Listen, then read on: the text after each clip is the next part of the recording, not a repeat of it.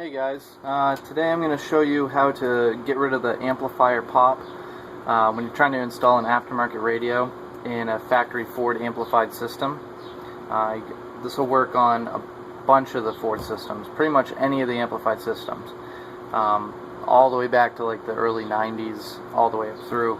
The problem is the factory amp on those systems uses a 5 to 6 volt turn-on lead off the factory radio, where an aftermarket radio has a 12 volt turn-on lead output.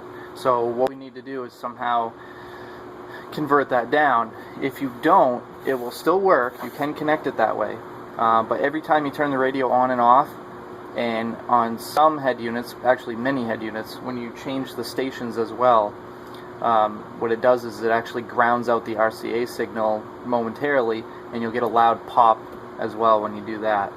So what this will do is pretty much eliminate that completely. You'll still hear it a little bit, but it'll be almost not noticeable.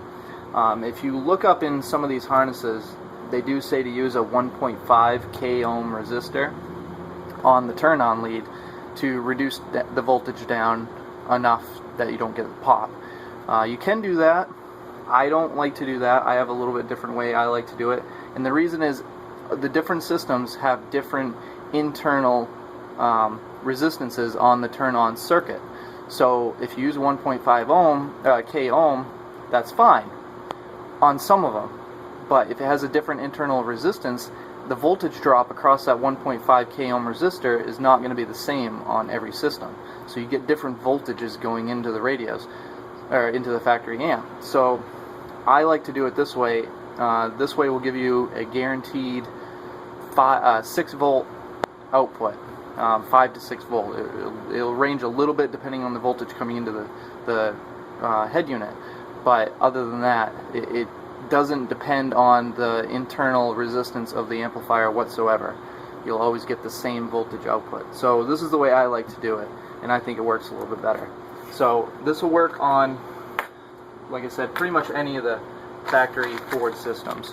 So you have this one here. This is the older style. It's going to come with an 8-pin smaller plug, as well as the main power plug. So, and you can see the remote turn-on wire right here in the last pin on the main plug, and then the power antenna one's right next to it.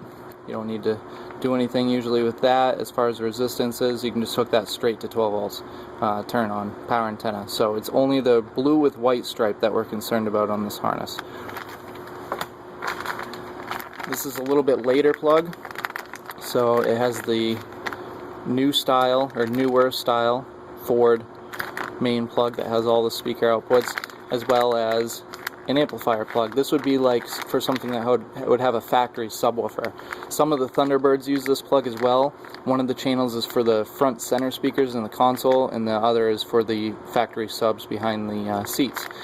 So same idea, except the turn-on wire is not in this plug at all.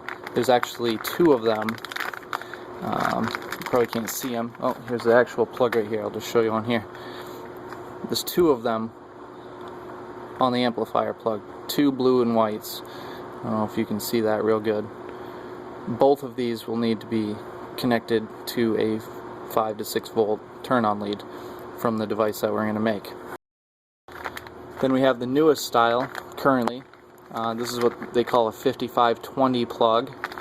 This fits pretty much up to the current Ford vehicles, and it also has a small amplifier plug in here. The actual harness number on this one is a 5521 because it's the amplified version. So, and you can see that there. And that plug is very, very similar to this one. So it's going to be the same idea. Okay, so let's get into what we need. You're going to need 3 short pieces of wire. I'm using orange, black, and blue. You can really use any color you want, as long as you remember what they go to when you connect it. And we're going to need 2 resistors.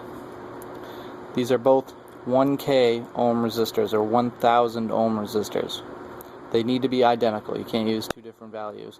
And I've had the best luck with 1k. So these are 2 1k quarter watt resistors. You can find these right at Radio Shack.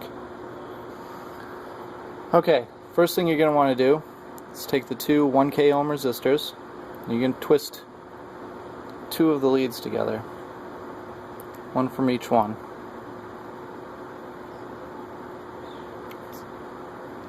So you get sort of a wishbone type looking thing here, okay?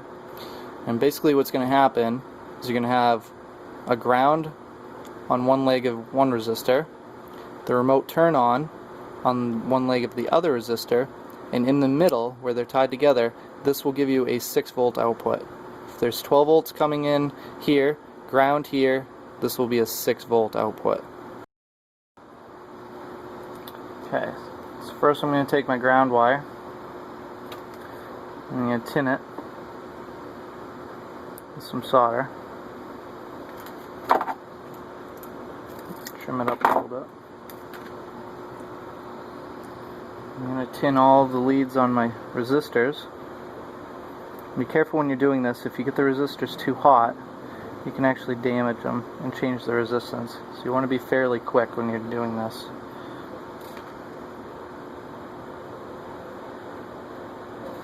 Okay. So now I have all three legs tinned. I can actually trim these ones a little bit shorter now.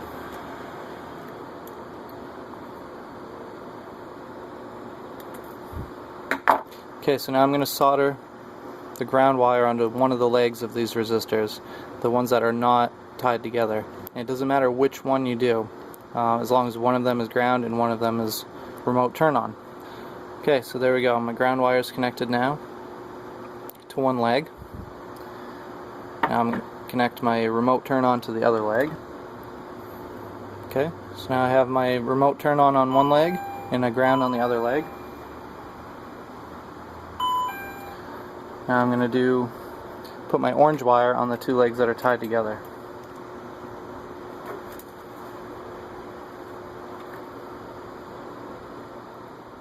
Okay, so now I've got all three wires soldered.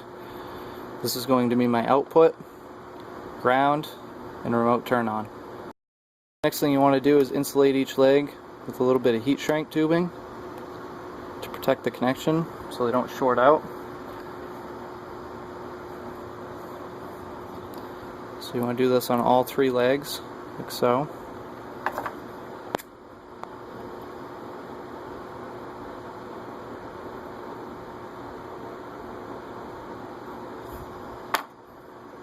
Okay. And then what I like to do is fold this end over so all three wires are coming out the same direction, and put one more big piece of heat shrink over the entire thing.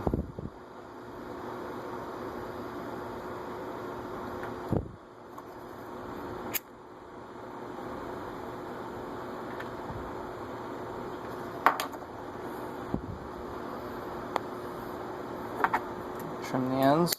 And there we go. That's it. So again, you're going to connect this to the remote turn on output from the head unit. Should be blue with a white stripe.